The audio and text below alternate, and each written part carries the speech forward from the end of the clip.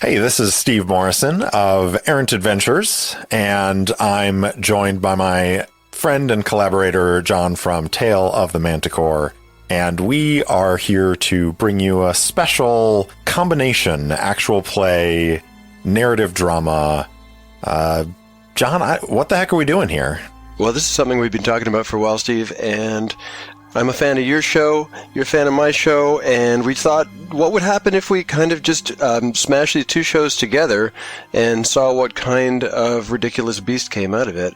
And so that, I think, is what we're going to try and do here. It is. And so we are going to do a little bit of actual play gaming. And for that, we're going to use the old school Essentials, a system that John is very familiar with and that I have been looking forward to playing ever since I started listening to Tale of the Manticore. My show is all about the live actual play. I just sit down and play the game straight into the microphone and do a little bit of editing on it. Whereas John's show is a little bit more about creating some narrative and actually spending time editing and writing and doing all those wonderful production things that make his show sound so good. Yeah, so we are thinking about sort of seesawing between a section of narrative, section of gameplay, and just kind of have the camera zoomed out and then have the camera zoomed in and just see if it works, I guess. We're going to see if this works and learn by doing. Absolutely. Let's talk about the kind of house rules or lack of house rules that we're going to use, because we are going to be using old school Essentials. And so the first question is, do we want to use it rules as written, or do we want to use any kind of homebrew hacks? Usually when I play it, either at a table or on my show, I use a couple of hacks. Nothing major, just a couple of things to... I guess it's to avoid really, really weak characters, especially from the get-go. So I do things like begin with maximum hit points. Is that something that we want to do? I think so. I like the idea of trying to give our characters as much of a chance to survive as we can. Yeah, it's plenty deadly even with that. Okay, so we'll do that, and then shall we just play it by ear for everything else? Yeah, I will say I really like your rule about rolling for stat increases on level ups. It's fun. It's fun, yeah. So I feel like I would be happy to do that as well, and then we can kind of take it as it comes as we go through. Now, we're not going to be running this for years, so level ups. We could say that every episode our characters go up a level. And even that, it's not going to take us that far. Right. Does that appeal to you? It's going to feel accelerated. Yeah, it would certainly give the narrative and the play a certain momentum, which might be nice to have. I'll tell you what. Why don't we do this? We'll say yes, but if it feels wrong when we get there, then we'll have that, and we'll say one every two. Yeah, I agree. If we don't do at least that, then it's essentially there's going to be no level up. Yeah, makes sense to me. Other things that we should knock out before we really get into it, lines and veils. For me, I guess, the places that I'm not really interested in going would be sort of explicit sexuality, things like torture. I don't mind having some violence in there, especially as we'll almost inevitably have combat. How about you? Yeah, I would say I'm about the same. Anything explicitly sexual, especially sexual violence, definitely want to avoid that. I would say probably violence against children, as you know, explicit violence against children. The world is a brutal place, and terrible things happen. But you know, if we can stay away from any sort of explicit descriptions of that, Well, how do you feel about profanity? Because that's one of those things that, like, I have no trouble with it, but I feel like if it's not consistent, it does something with the immersiveness of a world. It's kind of, it should either be there or not be there. Where are you on that? Yeah, I waffle a lot. On my show, I don't really use much profanity. And oftentimes in my fantasy worlds, I create my own profanities, which can have its own roadblocks and stumbling blocks as far as drawing you out of the narrative. I think we're on the same page there. Yeah, like I don't mind it. I play to the table when it comes to profanity. Like, I've sat at tables where we swear every other word. I've sat at tables where we go whole sessions without anything. So let's go with not. Yeah. It's just because it's easy. And I think that said, we probably better underscore that this is made for a mature audience. Agreed. Alrighty. Cool. I think that we are probably ready to wrap up this little introduction and get into character creation. Sounds good to me. Let's actually get into some of that play that we were talking about. Yeah. The sun rose over Nallukar as Drovar grabbed his pack and bow and set off down the street toward the gate. As he approached the arched stone gateway, he saw the remnants of the shattered pipes those damned Hylianites destroyed. Gods be praised, the beasts those pipes kept at bay hadn't been seen in 20 years. As he passed through the gate, there was more traffic than usual, as merchants from Formerist arrived. The carts were laden with barley and corn, and guards in Formeristian livery walked beside the rolling caravan. Nallukar soldiers greeted them and directed them toward the granaries, as citizens passed by calling out pleasantries. Outside the walls, Drovar was joined by Zeledra, who just pulled away from chatting with a Nallukar sergeant. When she saw him, Zeledra said, "Ready to head out?" Drovar nodded. "How's Odrum?"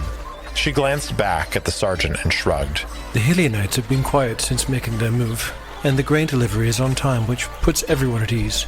We'll see if the Hylianites remain quiet." Grunting, Drovar adjusted his pack. "Commander Reigen assigned us to patrol the Rivenwood. If we hurry, we can be back mid-afternoon."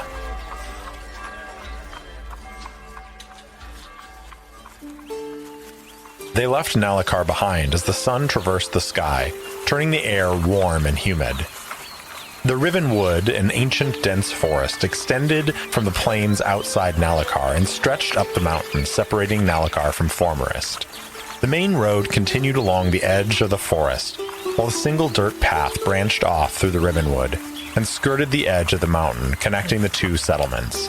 And it was along this path the two rangers walked. They started to smell it around when the sun reached its zenith. Exchanging looks, Drovar knocked an arrow while Zeledra drew her axe. Advancing, they followed the curve of the path around a particularly thick cluster of gnarled trees. Zeledra saw it first, and she swore to all the gods. Drovar squinted at what looked like a caravan with carts overturned and bodies everywhere. Flies buzzed and splotches of red marked the trees. Zeledra looked confused, and Drovar couldn't blame her. Some of the bodies wore the livery of Formerist. If he hadn't seen the caravan arriving at the gate that morning, he would have believed this was that same caravan. "Was there supposed to be a second delivery?" Zeledra asked. Drovar shook his head. "Never has been before. Not within a day of each other." A sound drew their attention. A wheezing groan from one of the overturned carts. Zeledra gripped her axe and hurried to the spot. She stepped around the edge of the cart and stared down. Her face went from concern to terror in a heartbeat, and Drovar watched in horror as something tackled her with a wailing screech. Zeledra barely had time to scream before the hunched, pallid thing ripped her throat open. Drovar drew back his bowstring and loosed an arrow into the thing's back. Its head snapped around, jagged teeth dripping Zeledra's blood. The ranger dropped his bow and ran, but a root he hadn't noticed before caught his foot and he sprawled to the ground. As he tried to scramble to his feet, a heavy weight landed on his back. Hot breath kissed the back of his neck. He screamed.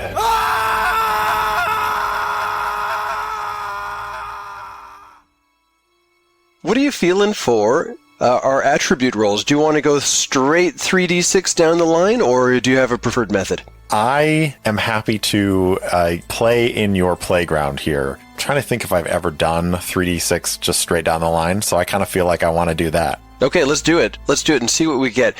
And maybe if you hate what you're looking at, Yeah. then we'll talk. Because sometimes you get a real... I'm definitely going to hate what I'm looking at because my dice rolls are troublesome at best. You know, I could be a hot dice roller sometimes. Well, here's hoping. Not always. Why don't we, do you want to go sort of bounce back and forth, or do you want to do one character first and then another character? Maybe doing the stats back and forth would be fine, but then doing all the rest of the like details on that. There are no other details. Welcome to Old School Essentials. That's it. Like literally, that's about it. Yeah. Not completely. Okay, I'll tell you what. We'll ping pong it, and I'm going to start. Go for it. Okay, here we go. Strength. A 13. Hello. That's pretty good. That's really good. I've got a 9. A 9. Intelligence. I've got a 9. And I've got a 15. Oh, hey. This is going to be Maze Rats Part 2 for us. Might Wisdom. Ooh, my goodness. I've got a 4. Ooh. Okay, I'm gonna leave it as is for now. I've got a 7 for wisdom. Dexterity. I've got a 10. And I've got a 12. Okay. Constitution is 7. Oh. I've got a 10 for Constitution. Oh my goodness, I got a 5 for Charisma. Ooh. I don't know about this. And I'm looking at an 8 for Charisma. Okay, so not bad. I'm looking at a character that has got multiple deep penalties. I'm not sure if this guy's a goer. Yeah, you might need to re-roll. I have a rule that I use on my main show where anything that is a 5 or less I re-roll. Just because characters that are this disadvantaged can really be difficult to play.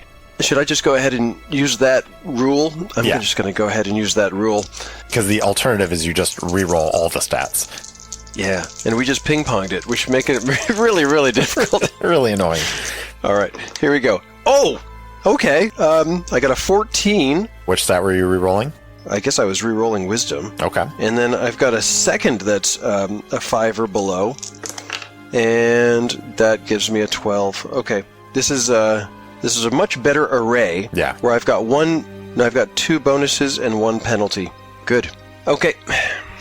In case you're not familiar, for bonuses and penalties, basically, if it's a 13 or above, you do get some kind of bonus. Do you have any 13 or aboves? I've got 1. I've got a 15 in intelligence. For intelligence, you get your native language plus an additional, and you're literate. Yay. Yeah, that's nice. For strength, my character has a 13, that's a +1. For wisdom, that's a +1, like probably on saving throws. And that's it. Oh, I have a negative too. I have a negative constitution of -1.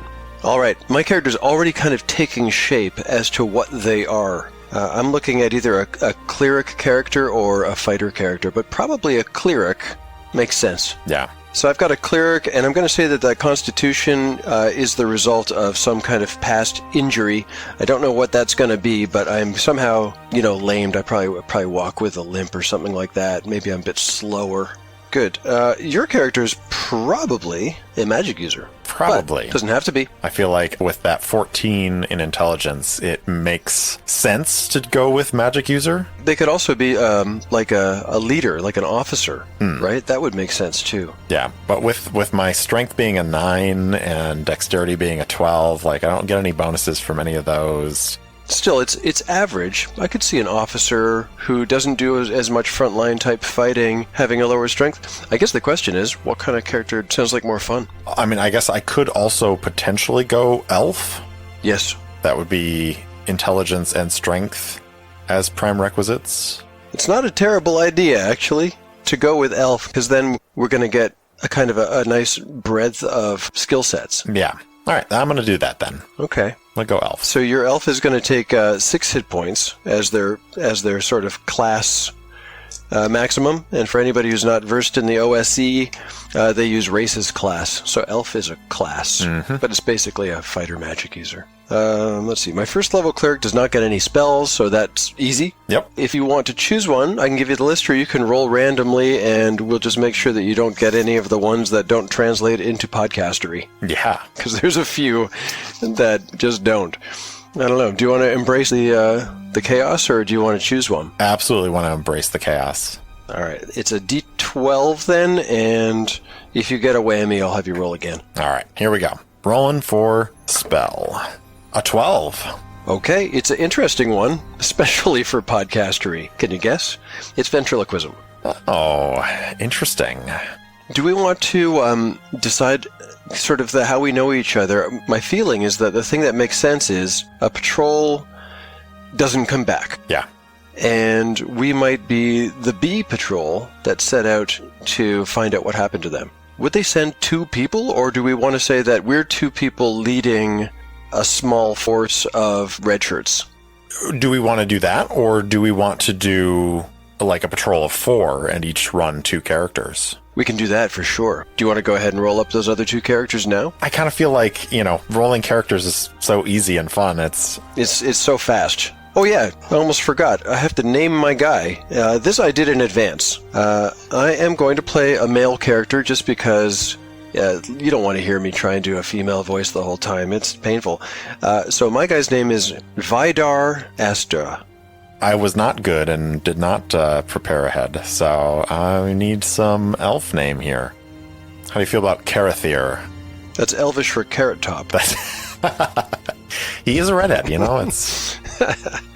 Good. We've got Vidar the cleric, human, Karathir the elf. Yes. And, I wonder who else is in this scouting party. Are you ready to go again? Let's find out, yeah. Here we go. All right, our rules are starting to come together. It's going to be anything 5 or lower you re-roll. I got a 5. Jeez. Okay, that's better. I got an 11. For strength, I've got a 13. Nice. Oh!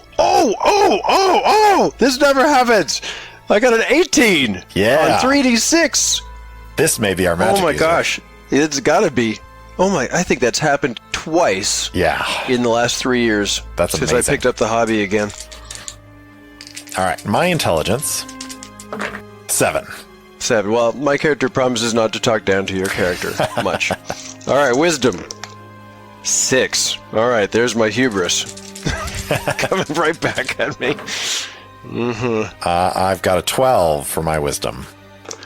I've got an 11 for Dex. All right, I've got a 14 for Dex. Nice. Are we getting all the 4? Are we getting the classic characters? I think almost, we might be. Right? Yeah. I'm looking at a 10 for Con. Oh my goodness, 13 for Con. Good. There's a bonus there. Boy, those are life-saving, those Yeah. Con bonuses. Charisma. Oh, another high roll. 16. Nice. Get out. This is a hero. I'm pretty sure, yeah, this character may be the leader. 10 for my charisma. Very good. Nice and middle of the road. We'll take it. Gosh, I would have been happy with just generally competent. This leader character that I've got has got a wisdom of 6. Wow. It's a -1. It's not the end of the world. Yeah. Maybe they're just a little bit quick to anger. I'm going to just write that down. Quick to anger. Yeah. Tell me about your bonuses. So I've got a 13 strength, so that gives me a +1 to, I think, That's a +1? attack and damage. Yep, hidden damage. Yep. I get a -1 in intelligence, which is, that's okay. Probably just illiterate. Yeah. Yep. Dex of 14, so that also gives me a 1, and a con of 13, so that also gives me a 1. Good. So, yeah, I don't know. I mean, I feel like I could go fighter, or Like archer even? yeah, or archer, or thief. If you go with a thief character, the real advantage that a thief has is that they level up quickly. And that probably you won't benefit from that, given Right. what we're doing. So if you want to play a thief, like, great, do it. But you might be embracing a weaker character, Yeah. which is fine. It would make sense to send off a fighter and a cleric and a magic user and an elf to scout out whatever terrible thing might be in the forest. So it does. All right. Yeah, so, I'll go fighter with this. Cool. And I had a name here, but it's just not fancy enough for a magic user. So I'm going to go and call up the Donjon name generator as well. And I'm going to see if I can find something that is like extremely fancy. Now, he may not be an elf, but would having an elf name be indicative of being fancy, or one of the other options? Maybe it could be dwarvish name or something, something not human. Findeleth. There, I'm combining two of the ones that I see here. Awesome. And I'm going to go with Findeleth. I think my fighter's name is going to be Ugal. Ugal? Euegal. Ugal the Breaker. Good, good, good. Oh, and I get to roll for a spell. This is like my favorite part. Except when you get a bad one. Okay, there we go. And it's a 5, which is light. Okay. It's not glamorous, but it makes sense. It can be useful. It sure can. And let me see. Your fighter has 8 hit points plus constitution, so 9, I believe. And my wizard, who I never played like an old wizard, so I think I'm going to go with a little bit old. He's got 4 hit points. Do we want to talk about gear and stuff like that? Or do you think we should go through the process of selecting all that gear and everything and then jump back in? I think we should kind of just sort of magic snap the fingers, and why don't we just say that our characters have whatever would be reasonable for a scouting party to have. So the fighters are going to have chainmail but not plate mail. They're going to have a wooden shield but not amazing shield, just your basic, whatever kind of standard issue gear would be available to a B scouting party. Things like, do we have torches and ropes and stuff like that? We can randomize it at the time, or we can just make it up. Right. We don't have to get too granular with that stuff. Let's see, if you've got chainmail and shield, I think that's an AC of 15, ascending. So yeah, they probably both have that. Yeah, your characters definitely have that, as does my cleric, and then Findeleth is just going to have AC of 10, nothing. One other question, which is my dex for Ugal the Breaker, I have a dex bonus of 1. Does that add on to my AC in addition to... Yeah. Okay, cool. So that's AC and to hit for missile. Right. But not for damage. What kind of weapons are we all carrying? Cleric's going with handy old mace. The wizard's got nothing, just a walking staff. What kind of weapons do Karathir and Uogal have? That is a great question. I feel like with that dex bonus, Ugal should definitely have a bow. Definitely, eh? It would probably be a short bow. It depends on how well we think they're kitted out from Nallukar, because he has the strength to, wield a longbow just from a narrative standpoint. He's a beefy old boy, so he can probably, drop back a longbow. It would just depend on whether or not we think that they would have those available in Nallukar, or if it would just be standard issue would be short bows. What do you think? This is a city that spends its focus on defense. Mm-hmm. I guess a longbow does make sense. Okay. So, longbow. Is the elf similarly kitted out? Is it kind of like a bow and a sword, or are you going to go with something more exotic? So, I definitely think that Ugal also has a maul or something like that. Because if I've nicknamed him the Breaker, he's got to be able to get up close and do some damage. And then I like the idea of Karathir having probably a bow and then maybe a spear. But I think he would probably have a short bow. I think character creation's pretty much zipped up. This is where we start our gameplay. Here's what I'm feeling. I feel that since we are the B scouting party, our first job is going to be to go and find out what happened to the party that did not return. And I rolled up a name for our commanding officer, and her name is Commander Reigen. She says that our job is to go and find out what happened to the last party, and do we want to add anything to that, or is that it? Go find out what happened to them. I think that's enough. I feel like it is a pretty straightforward mission. Great. So we're four intelligent guys, and we're probably going to start by retracing their steps, or try to figure out where they would have been given their patrol route. Yeah, absolutely. So let's see. Are we going off in the morning, or is it kind of like they didn't come back at night, go out at night? That seems unwise. We're probably a morning group, right? Yeah, I think this is probably the following morning after they went out scouting, because I think they were supposed to take a pretty easy route down the road and just check and make sure there weren't any dangers along the road towards Formerist. And so it shouldn't have taken them more than a day. And so the fact that they have not returned by nightfall, either, they ran into some trouble or they got lost, which would be weird for a couple of scouts out there. And so I think us leaving in the morning makes the most sense. Right. And I think given the history of Nallukar, they're probably not thinking, oh, some terrible beast has torn them to ribbons. They're probably thinking raiders or highwaymen or just misadventure of some kind. Yeah, absolutely.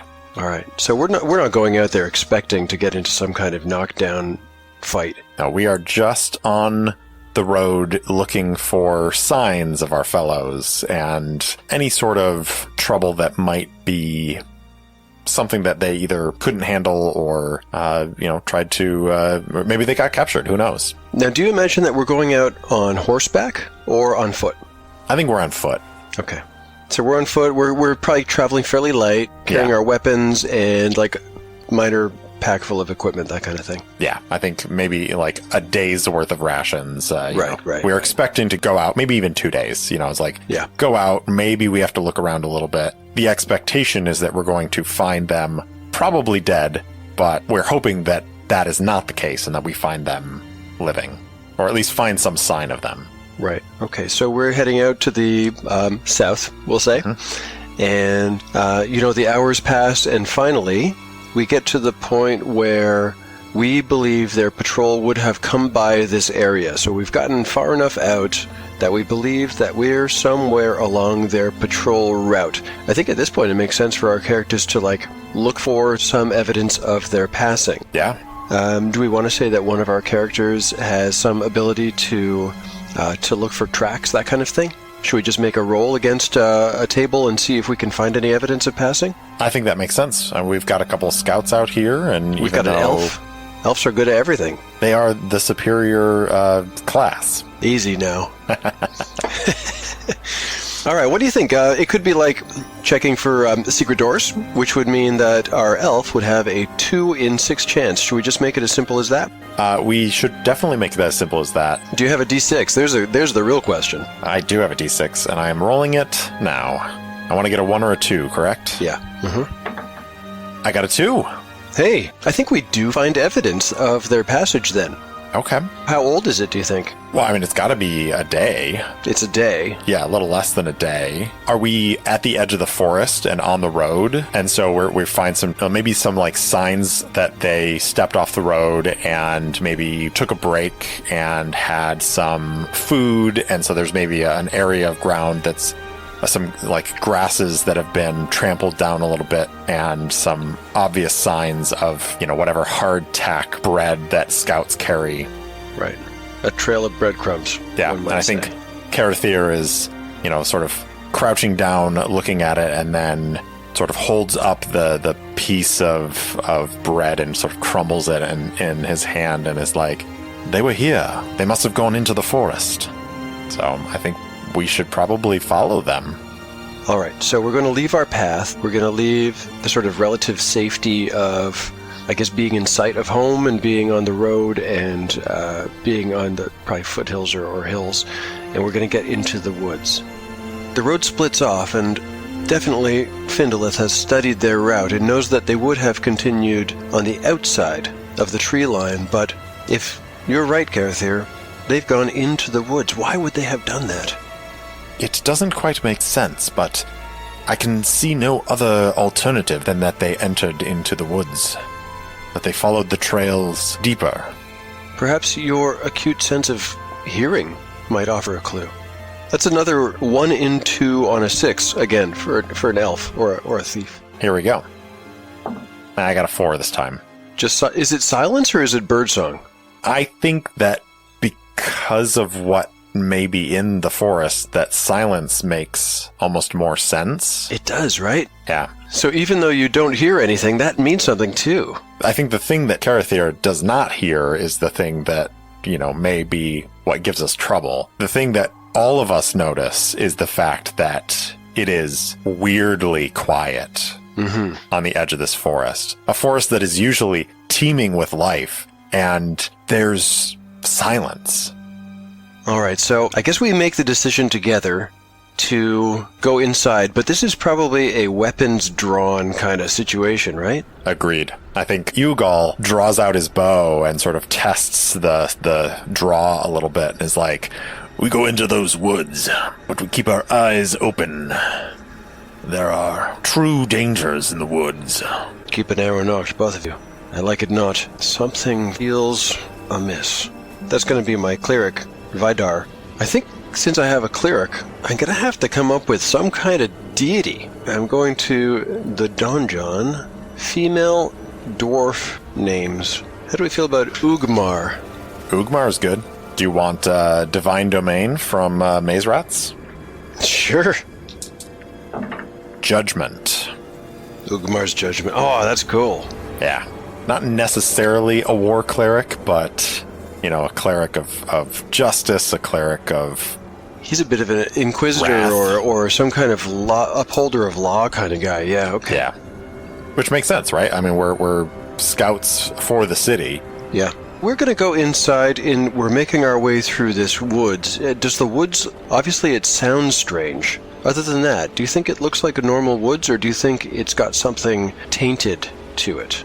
Does your gut say anything? Do you want to roll on this? I was going to say, is this our first Oracle question? Either now or real soon. I feel like there's no better time than now. So, do we think it's impossible, unlikely, 50-50? I think it's 50-50. Given that what we already know, that there is something bad in here, and that there's no sound in here, I think it's at least 50-50. Yeah, let's go 50-50. So 50 or less will be a yes. 45. Okay. So it's not just that there's something here, it's that the whole place has gone funny. Yeah. So are there maybe markings in the trees? That's cool. Like some sort of substance, like something like ooze, or like something gooey and like sticky that's like dripping from the trees? Carathir, look over here. Are these markings on the trees from a bear? No bear that I've ever seen. There's certainly a lot of them. Look, there's more over there and more over there. Something very powerful must have made these markings. And something that wasn't afraid to come close to this road here. I said it before, I like it not. Keep your wits about you. Ugmar's law protect us. So I think we have to keep going. If we want to kind of use old school type rules, it would just be as simple as every hour that we move into this forest, we just roll for a wandering encounter. Do we want to do that? Or should we say that since we're essentially going to wander until we reach something, do we just want to roll to see how many hours that takes? So I think we should roll on the wandering monster first, because I think there's a possibility that the creature finds us before we come upon the scene of death. Because I think there are two mysteries, and we know one of the mysteries, which is that there's these scouts missing. But there's a second mystery that our characters maybe don't know, which is there's a dead caravan along this road, and a caravan arrived yesterday, as far as we're aware, but there was only one caravan scheduled from Formerist. Why would there be one on the road if one arrived? What's going on there? So I think the wandering monster will answer whether or not the monster finds us first, or we stumble upon this grisly scene. Okay, here's what I propose then. Let's roll our wandering encounter check 3 times. If the encounter check comes up as a hit, then the monster finds us first, and if not, we find the scene of violence unhindered. Okay, I'm going to roll for the first hour. I got a 3 on a d6, no wandering encounter. For the second hour, I got a 6 on a d6, no wandering encounter, but things are getting creepy. Very creepy. The woods is all but closed in behind us, and this is our final roll on a d6. A 2, meaning that by the skin of our teeth, we are not detected by whatever hellish thing is out there, and we find something. Now, do you know what we find, or is this a roll on the on action and subject? So I think we find the massacred caravan, or at least the blood and the overturned carts and stuff like that. I think the question is, do we find bodies there, or are there just blood spatters and we don't have any actual physical evidence of who is dead here in this place? Would this creature have dragged away the bodies for some reason? What do you think about using action and subject for this? I will never complain about using action and subject, so I think it's a great idea. Roll some dice here. So we've got 39, which is destroy. It's always a good start. Sure. And 14, destroy duty. I think that you and I will have to give that a little bit of a thought and then see how that plays out in the narrative. Carathir did not much care for Vidar. Vidar was a human and a cleric of Ugmar, and while Carathir enjoyed the company of humans, he found all priests tiresome. Vidar was an especially efficient killjoy. "The night comes," frowned the cleric. "I like it not." With the head of his mace, he gestured further down the forest road. "See how dark it is becoming." In an hour, the sun would set, and the humans in the party would be forced to give up their search. "Oh, the time is nothing to be afraid of. Come on." Findolith pushed ahead, using his staff as a walking stick. Vidar reluctantly followed while Carathir, the elf, and Yulgal, the breaker, exchanged brief looks before moving to the front. It wasn't long before Carathir stopped the party once again. "I'm sure I hear something this time," said the elf. "What do you hear? Speak, elf," hissed Vidar. "Shh, let me listen. It's a droning sound. Buzzing. Be careful and stay behind us," grunted Yulgal, walking ahead of the others. They fell in behind him. The road was barely wide enough here in the middle of the Rivenwood to allow them to travel two abreast. After a few minutes, they could all hear the buzzing. "Flies," said Yulgal, mostly to himself. "A lot of them." The sound reminded him of his time as a soldier. Bad memories. So it did not surprise Yulgal when they came upon a scene that would not have looked out of place in a butcher's shop. There were blood splatters everywhere, on the trees, on the mossy ground, on the splintered wood of the shattered caravan wagons, and on the ragged pieces of flesh poking out from beneath it. Flies, too. Millions of them, writhing in glossy black patches. Vidar made a look of disgust, but did not turn away. Findolith approached the scene, hobbling on a staff, clearly not bothered by the violence. "Most interesting. Have a look at this." He pointed at a partial corpse, some unfortunate for Morrison trader missing a head, but still identifiable as such by his clothing. The body appeared to have been fed on, as fist-sized chunks were missing from the torso and thighs. "There's something in the wounds." It appeared that the wizard was right. A whitish-gray substance foamed around the puckered edges of the bite marks. The flies wouldn't go near it. "Do you see any of our folk? Zaledra or Drovar?" asked Vidar. Carathir shook his head, muttering the same question the missing Nallukarians had asked. "Was there supposed to be a second delivery?" This time, the question was met with the silence of the darkening wood. "I shall light the lantern," the cleric said by way of reply, unslinging his pack and looking doubtfully into the shadowy legion of trees surrounding him. "Soon it will be dark. If there's a rabid animal, a wolf or a bear." Findolith was bending over the corpse now, with his nose just inches from one of its wounds. He was sniffing at it. "I doubt we'll find this carnage was caused by a rabbit." "Be quiet," Carathir said tersely. "No light just yet. And for the love of the gods, stay silent." Findolith shrugged, straightened, and thumped the corpse with his staff. A cloud of flies alighted briefly before returning to the feast on the forest floor. Suddenly, Carathir snapped his head to the side. "Over there!" His bow was at the ready, as was Yulgal's. The two of them stepped carefully toward the sound no one else had heard. "Carathir," said Yulgal. "we need the light now. I can't see more than 20 feet ahead."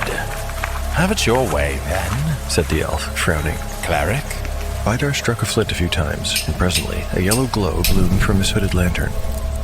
"Look," said Yulgal softly.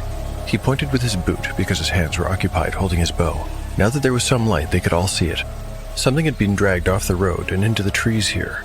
There were crushed plants in the undergrowth and a smear of blood marking the way. Carithir was embarrassed he had not noticed it before the others. Come then, Was all he said.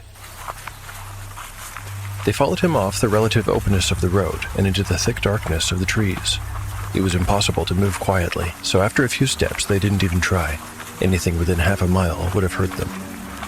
30 feet off the road and into the dense wood they found him.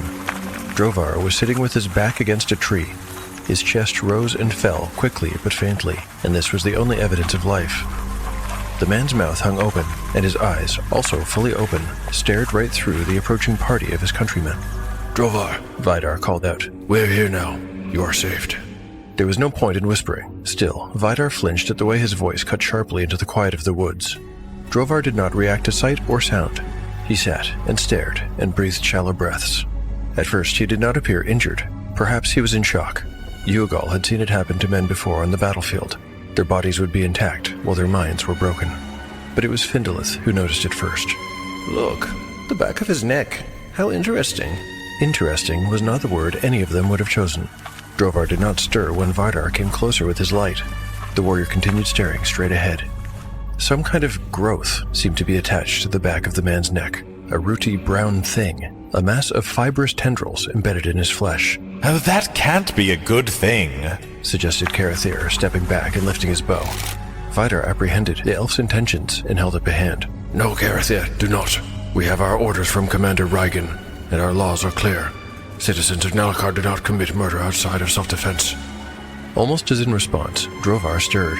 His mouth opened and a strange, inhuman wheezing sound came out. His eyes rolled back into his head, and his whole body began to shudder, as if in the grip of a seizure. Carithir loosed his arrow. At point-blank range, the shaft slammed into the fallen warrior's chest, easily punching through his chainmail shirt and burying itself almost to the fletching in his flesh. The body ceased its jerking dance and slumped over. Vidar stared at Carithir. You've deliberately broken our laws, elf. What have you to say for yourself? Perhaps Carithir had slipped, loosing his arrow because he had been startled. Perhaps it was a deliberate execution. The truth would have to wait. Just then, the wheezing sound returned, but it did not come from the unmoving shape of Drovar. A figure staggered and lurched through the dim woods directly toward them. When it stepped into Vidar's lamplight, they could see who it was. They could see what it was. It was Zeladra, her axe held limply in her right hand. Her eyes were wide open, but showed only white. Her skin was gray. Attached to her throat and chest was a lump of fibrous brown tendrils.